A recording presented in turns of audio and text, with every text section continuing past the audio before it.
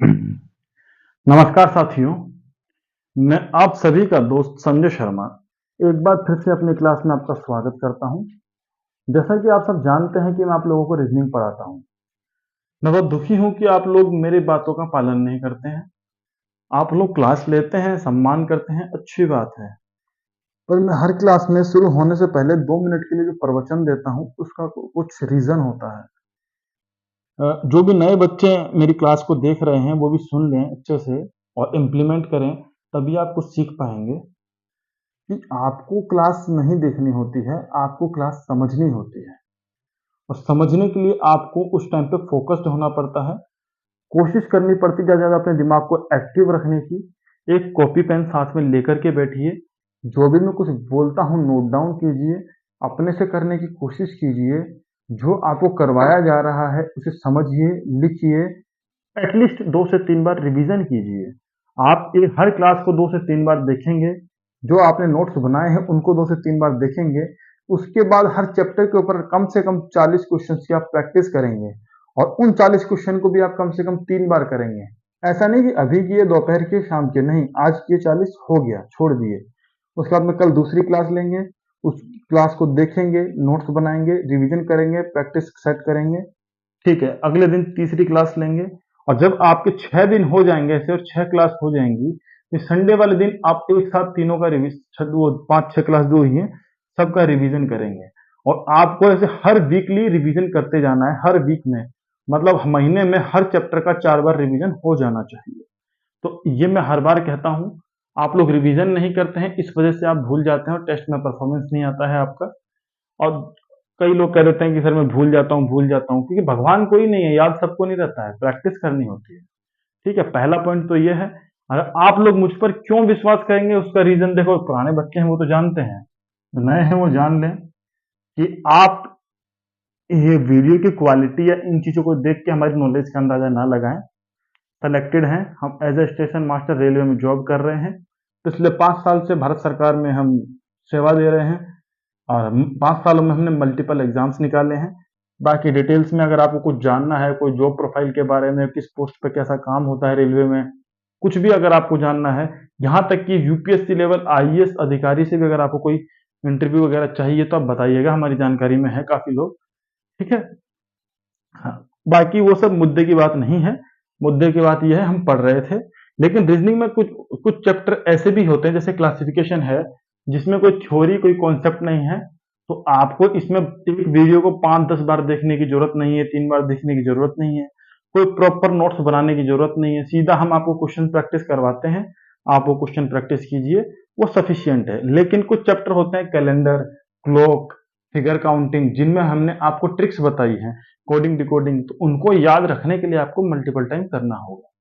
अब जो भी बच्चे इस वीडियो को देख रहे हैं और मेरे साथ जुड़े हुए हैं, उनको मैं एक चीज बता दूं, हम क्लासिफिकेशन पढ़ रहे थे, जो कि चैप्टर नंबर 13 है। इससे पहले हम 12 चैप्टर कंप्लीट कर चुके हैं और चैप्टर नंबर 13 का भी हम पार्ट 1 कर चुके हैं, ये पार्ट सेकंड है। जिस जिसको ये क्लास देखनी है वो पार्ट 1 पहले देखे और फिर इस पर आए। पार्ट 1 में हमने क्या एक कॉन्सेप्ट बताया था, मैं आपको अभी भी बता दूंगा। उससे पहले आप सब कॉपी पेन उठाइए और ये 10 क्वेश्चन ऐसे कैसे उतार लीजिए। क्वेश्चन नंबर 1, 2, 3, 4, 5, यह छठवां, ये 7, 8, 9, 10। मैंने इसमें कोई क्वेश्चंस नहीं लिखे हैं, सिर्फ 4-4 ऑप्शन लिखे हैं, 1, 2, 3, 4, 1, 2, 3, 4। ठीक है, सभी में 4-4, मतलब जो क्वेश्चन में 4 ऑप्शन आते हैं। क्वेश्चन क्या लिखा हुआ आता है, निम्न में से भिन्न को पहचानिए। इंग्लिश में बोलते हैं ऑड वन। इस चैप्टर का नाम ऑड वन भी है, फाइंड द ऑड वन। ठीक है, भिन्न को पहचानो, निम्न में से भिन्न को पहचानो और ढूंढो, जो भी है। ठीक है, तो इनमें से अलग कौन सा है वो आपको बताना होता है। ये क्वेश्चंस आप 10 ऐसे कैसे कॉपी में उतारेंगे, नहीं उतार सकते, आप टाइम बचाना चाहते हैं, स्क्रीनशॉट लेंगे और इनको सॉल्व करेंगे और इनका जवाब मुझे आप टेलीग्राम पे या कमेंट बॉक्स में देंगे। ठीक है, अब ये क्वेश्चंस आप कह रहे हैं कि सर आप तो क्लास शुरू ही होते ही क्वेश्चन दे रहे हैं, समझा कह रहे हैं। मैं फिर से बोल रहा हूं, यह है पार्ट सेकंड। इससे पहले पार्ट फर्स्ट पढ़ा गया है, इसमें कोई कॉन्सेप्ट नहीं है। उसमें जो जो चीजें कॉन्सेप्ट हो सकते हैं, बेसिक चीजें, वो मैंने आपको समझाई है और प्रैक्टिस करवाई है, कम 24-25 क्वेश्चन। फिर भी मैं एक बार यहाँ पे रिपीट करता हूँ क्या क्या चीजें थी उसमें। आपको क्या याद रखना होता है important, square, cube, prime number है, उसके बाद फैक्टर, और लास्ट में होता है फैक्टर के बाद में आखिर में सम ऐड वगैरह करना होता है, सब्सट्रैक्ट वगैरह। ठीक है, 5 चीजें ब्रैकेट में लिखी हुई थी। ठीक है, मैंने इसमें आपको 25 तक के स्क्वायर लिख के याद भी करवाए थे, आपने याद किए होंगे, अच्छी बात होगी, नहीं करेंगे तो आप पूछेंगे। क्यूब भी लिखे थे मैंने 10 तक आपके लिए, प्राइम नंबर भी लिखे थे 100 के अंदर में कौन कौन से आते हैं। ठीक है, तो वो सारी चीजें आपको याद होनी चाहिए। हमने नोटिस किया था, हमने बताया था, पहले अपन ढूंढते हैं इसमें स्क्वायर और क्यूब, कोई ट्रिक लग रही है क्या? जैसे देखिए उठा के देखते हैं क्वेश्चन नंबर 2, इसमें 9 6 5 7 भिन्न पहचानना है, तो अपन स्क्वायर या क्यूब देखेंगे। इसमें अपने को पता लगता है कि 9 3 का स्क्वायर है और बाकी 6 5 7 कोई किसी का स्क्वायर नहीं है, मतलब ये डिफरेंट है। बस एग्जाम्पल दे दिया है मैंने। वैसे ही अगर ये दोनों लॉजिक नहीं लगते हैं तो अपन प्राइम नंबर पे जाते हैं, किसी भी एक्स वाई जेड किसी भी उसको उठा लेते हैं अपन, प्राइम नंबर पे जाते हैं। जैसे अपन किसको उठाएंगे, ये रहा तीसरा, ये 47 और 73 दोनों प्राइम नंबर हैं, तो ये आंसर है। 36 प्राइम नंबर नहीं है, 58 प्राइम नंबर नहीं है, 69 भी प्राइम नंबर नहीं है। तो ठीक है, इस लॉजिक से ये हुआ 10 में से 2 क्वेश्चन मैंने बता दिए। ठीक है, इसी तरीके से अगर ये तीनों ही लॉजिक नहीं लगते हैं तो हम क्या करते हैं, फैक्टर बनाते हैं या फिर प्लस माइनस करके देखते हैं। ठीक है, अब उस तरीके से आपको करने हैं। अधिक डिटेल के लिए आपको पिछला वीडियो देखना है और फिर इनको जवाब देने हैं मेरे को, उससे ज्यादा कुछ एक्स्ट्रा नहीं है। अब हम इसमें आगे चलेंगे, क्योंकि अपन ने नंबर वाला तो सीख लिया है कि ओड कैसे ढूंढते हैं, लेकिन इसी चैप्टर को, क्लासिफिकेशन को, अगर वो कोडिंग डिकोडिंग से मिला करके पूछ लेता है और फिर कहता है इनमें से अलग को बताइए, तो आप क्या करेंगे? ठीक है, जैसे आपसे पूछ लिया उसने, 4 ऑप्शन दिए, ए बी सी डी, आप बताइए इसमें डिफरेंट क्या है, बताइए इनमें से अलग कौन है।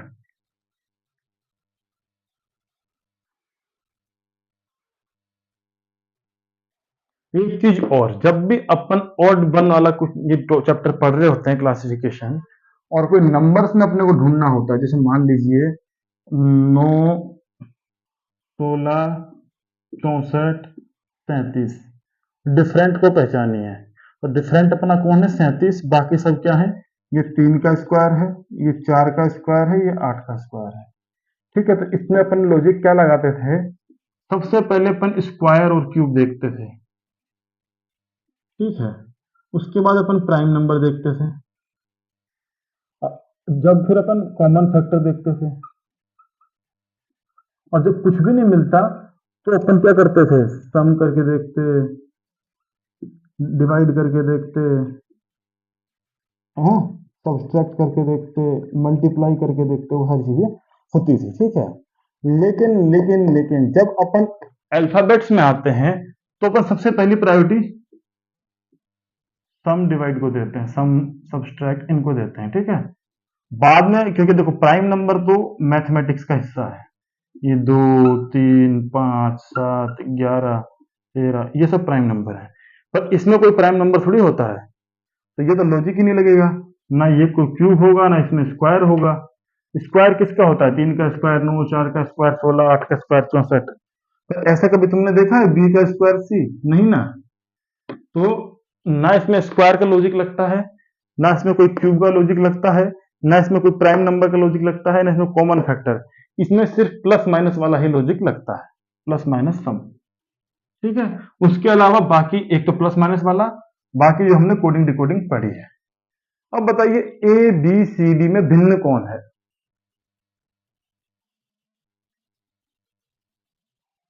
तो देखिए बहुत इजी क्वेश्चन है, इसमें भिन्न है ए, अलग कौन है ए, कैसे, ये एक वोवल है, स्वर, और ये सब कॉन्सोनेंट है, हिंदी में बोलते हैं व्यंजन।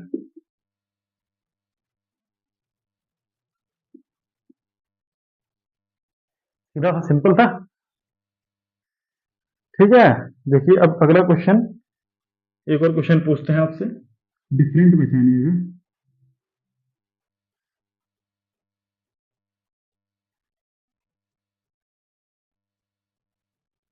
ए Z B Y C X D V, बताइए डिफरेंट कौन है?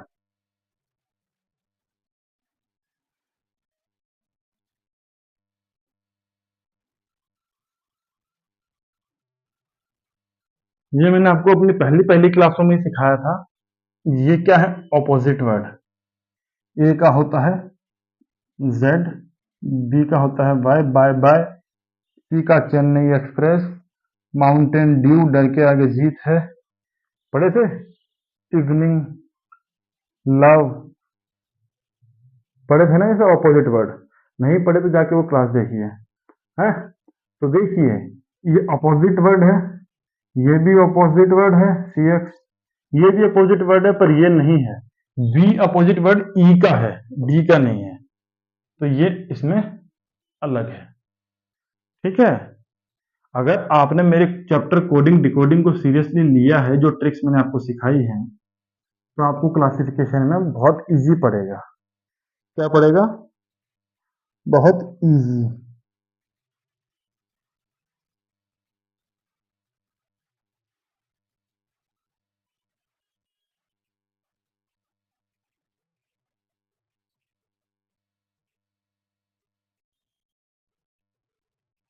अब देखिए एच जे ए,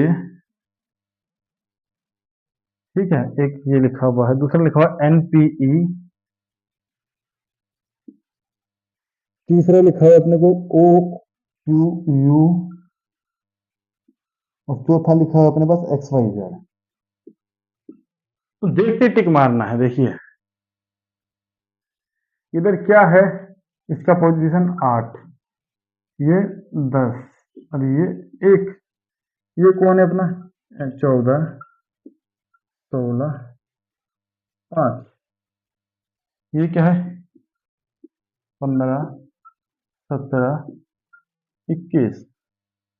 ठीक है, अब ये कुछ भी हो रहा हो, 8 10 1 कोई कॉम्बिनेशन नहीं है, 14 16 5 कोई कॉम्बिनेशन नहीं है।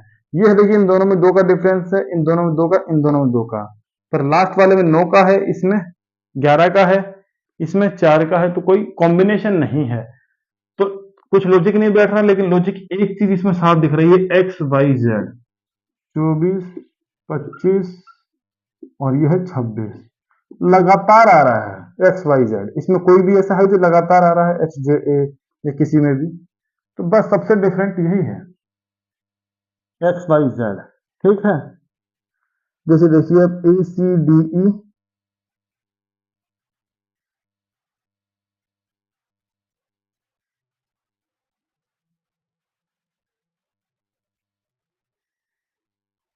क्वेश्चन है ए सी डी ई, ठीक है, F H I J, F H I J, उसके बाद में के एम एन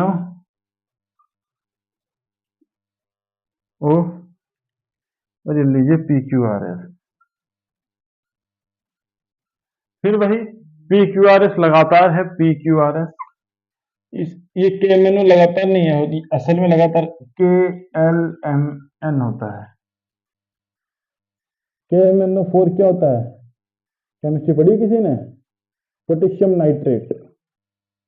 ठीक है, तो के एल एम एन, तो इनको छोड़ दीजिए, क्या हो रहा है, पी क्यू आर एस लगातार है, तो डिफरेंट है। ठीक है, अब एक अच्छा वाला क्वेश्चन देखिए आप, डीई बी, डिफरेंट बताना है अपने को। इसमें मान लीजिए यह है डीई बी, बी लिखा हुआ है, जे ए डी, अगला क्या है? M Y N H U R, M Y N H U R, ये बताइए।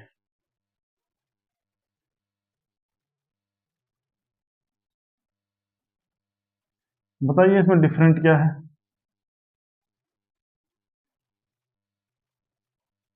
अगर हमसे कोई पूछता है डिफरेंट क्या है इसमें, ये है इसमें डिफरेंट। क्यों? देखिए इसमें ये कॉन्सोनेंट बीच में क्या है, वोवल। इसमें भी कॉन्सोनेंट कॉन्सोनेंट बीच में वोवल। इसमें कॉन्सोनेंट कॉन्सोनेंट बीच में वोवल। और इसमें कोई वोवल नहीं है, तीनों कॉन्सोनेंट है, यानी ये बाकी तीनों से अलग है। ठीक है, तो आपको इसमें क्या रखना है, कोडिंग डिकोडिंग वाला कॉन्सेप्ट। एक तो लेटर पोजीशन याद रखनी है, एक कभी कभी सम सब्सट्रैक्ट भी करना पड़ सकता है। तीसरा एक ऑपोजिट वर्ड याद रखने हैं जो मैंने आपको करवाए हैं। तीसरा ये वोवल्स वाला कॉन्सेप्ट। ये तीन चार कॉन्सेप्ट आपको याद रखने हैं बस, उन्हीं के ऊपर सारे क्वेश्चंस बनते हैं। देखिए जैसे अब आपसे पूछता है डिफरेंट और,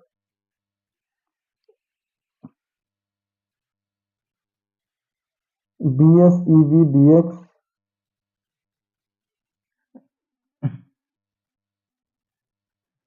B S E V D X I Z. ठीक है, अब देखिए आप कॉन्सोनेंट वोवल वाला अगर लगाते हैं, इसमें वोवल है, इसमें वोवल है, इसमें नहीं है, इसमें नहीं है, तो नहीं होगा, क्योंकि कोई दो ऐसे मिल गए, दो ऐसे आंसर तो एक चुनना है, तो वोवल और कॉन्सोनेंट वाला तो नहीं लगेगा। तो अब अपन प्लस माइनस करके देखते हैं। ठीक है,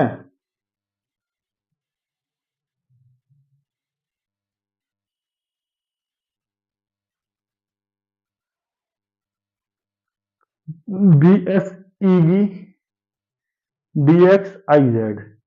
बी की वैल्यू होती है 2 और ये होती है 19, 5 और ये 22, ये 4 और ये 24, ये 9 और ये 26। ठीक है, इन दोनों के बीच में डिफरेंस कितने का है, 17 का। इन दोनों के बीच में कितने का डिफरेंस है, 17 का। ये 20 का, और इन दोनों के बीच में भी डिफरेंस है 17 का। मतलब अलग कौन है,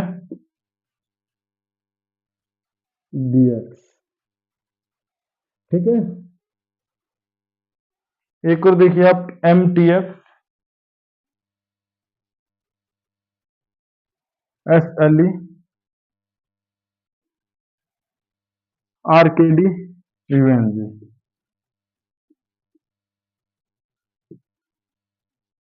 ठीक है, अब देखिए ये है अपना 13, 20 और 6,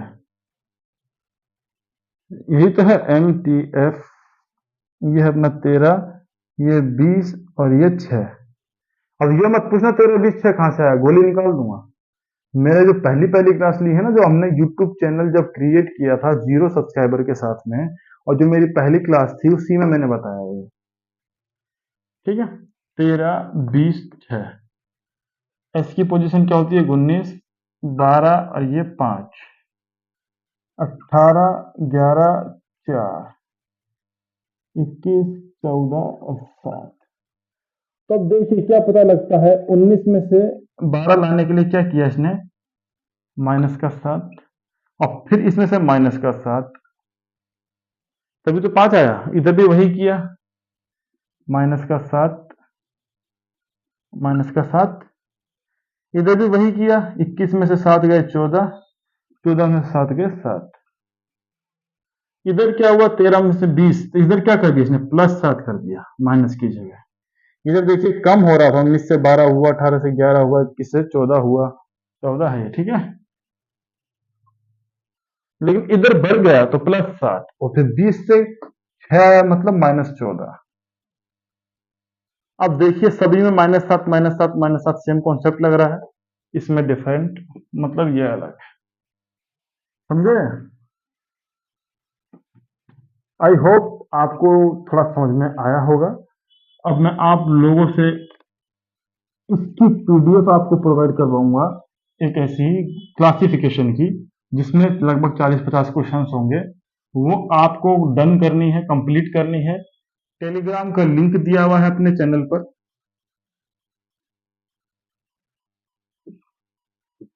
फटाफट जुड़ जाइए। अगर आप नहीं जुड़ेंगे तो आप नहीं सीख पाएंगे। जो अब मैं क्वेश्चंस आपको पीडीएफ दूंगा अभी वीडियो के तुरंत बाद, 1 घंटे बाद वीडियो अपलोड होने के, तो वो जो आपको पीडीएफ मिलेगी टेलीग्राम ग्रुप में, उसको आपको कल शाम तक सॉल्व कर लेना है। कुछ भी डाउट हो तो आप मुझसे पूछेंगे, ठीक है। अगर आप टेलीग्राम ग्रुप में नहीं जुड़े तो आपको पीडीएफ नहीं मिल पाएगी, ठीक है। आई होप आप प्रैक्टिस करेंगे क्वेश्चंस की और कॉन्सेप्ट के लिए करने की कोशिश करेंगे। तब तक के लिए विदाई लेते हैं। जय हिंद, जय भारत।